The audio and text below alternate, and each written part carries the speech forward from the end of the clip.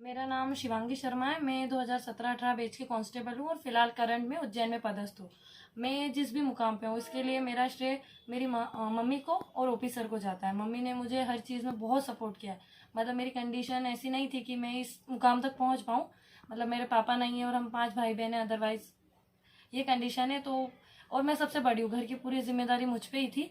तो उस कंडीशन में रह के मैं आज इस मुकाम पे आई हूँ। उस चीज़ के लिए मेरी माँ ने बहुत सपोर्ट किया मुझे, फिजिकली मेंटली हर चीज़ पे मतलब मुझे साथ दिया है। तो इस चीज़ पे मैं रिटर्न पास करके यहाँ तक आई। सेकंड फिजिकल में मैंने ओपी सर का ग्रुप ज्वाइन किया था, जिससे मैं आज पास होकर यहाँ पे हूँ इस मुकाम पे। आज मुझे 3 साल हो गया है ज्वाइन किए। तो उसके लिए मैं ओपी सर को बहुत बहुत थैंक यू बोलती हूँ, क्योंकि मैं इतनी अच्छी कंडीशन नहीं थी कि अच्छे बड़े कोचिंग ज्वाइन कर पाऊँ या कोई बड़ा मतलब एकेडमी में जा पाऊँ। तो मैंने ओपी सर जो इंदौर में फ्री ट्रेनिंग सेंटर है, मतलब फिजिकल सेंटर है, उसी में ज्वाइन किया था। और इतना अच्छा सर ने मुझे मोटिवेट किया, इतने अच्छे से मतलब वो किया है कि आज मैं इस मुकाम पे पहुंची हूँ। इन दोनों चीज़ों के लिए मैं अपनी माँ और ओपी सर को बहुत बहुत धन्यवाद देती हूँ। सेकेंड, मैं खुद भी आज इतनी सेल्फ डिफेंस हूँ कि मतलब खुद खुद की सेल्फ डिपेंड हूँ। मतलब खुद का टोटली खर्चा वगैरह सब खुद कर लेती हूँ, खुद का सेल्फ डिपेंड हूँ। प्लस जो आज क्राइम बढ़ रहा है इसके लिए भी सेल्फ डिफेंस होना बहुत जरूरी है। और मैं सभी लड़कियों को यही कहती हूँ कि जितना हो सके अपने पैरों पे खड़े होना बहुत जरूरी है, क्योंकि आज का जमाना वैसा ही है। ठीक है, थैंक यू। ये मेरी बेटी शिवांगी शर्मा है, जो कि 2017-18 बैच से कांस्टेबल के पद पे भर्ती हुई है।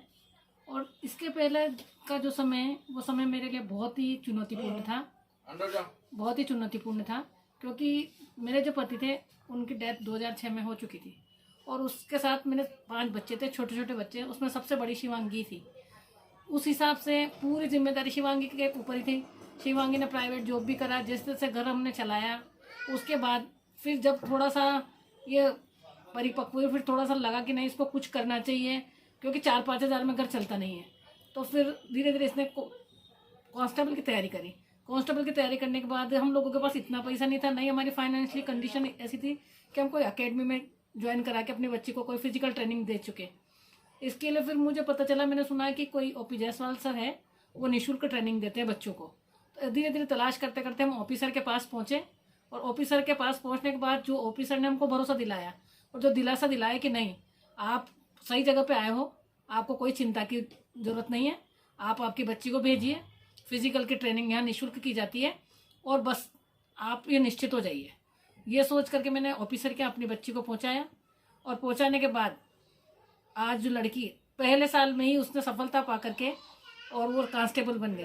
तो आज जो भी कंडीशन है, जो भी हम लोग आज फाइनेंशियली उठे हैं, जो भी हम मतलब टेंशन फ्री हुई, जो भी आज मेरी ज़िंदगी खुशहाल हुई, वो एक बेटी की नौकरी के मारे हमारा पूरा परिवार सुरक्षित हो गया। इसका श्रेय मैं ओपी जायसवाल सर को देती हूँ। अगर ऐसे निःशुल्क ट्रेनिंग वाले कहीं नहीं मिलते, हो सकता है कि ट्रेनिंग में नहीं ले पाती और इस चक्कर में मेरी लड़की आज इस मुकाम पर नहीं पहुँच पाती। इसलिए मैं सभी महिलाओं से आग्रह करती हूँ और करबद्ध निवेदन करती हूँ कि आप भी अपनी बच्चियों को सेना में भेजिए, क्योंकि आजकल जो क्राइम हो रहे हैं उसके लिए अपने को, अपनी बेटियों को अपनी आत्मरक्षा के लिए खुद को तैयार करना रहेगा। इसलिए आप भी प्लीज़ ये मत सोचिएगा, बेटा बेटियों में फ़र्क मत करिएगा। बेटी जो आज बेटी है वह हमारे लिए कल के लिए बेटा रहेगी, और वही हमारा भविष्य है। इसलिए आप भी ओपी सर हैं, ओपी जायसवाल सर, उनकी फ्री निःशुल्क ट्रेनिंग चल रही है इंदौर में, वहाँ आप अपनी बच्चियों को तैयारी के लिए भेजिएगा। Thank you.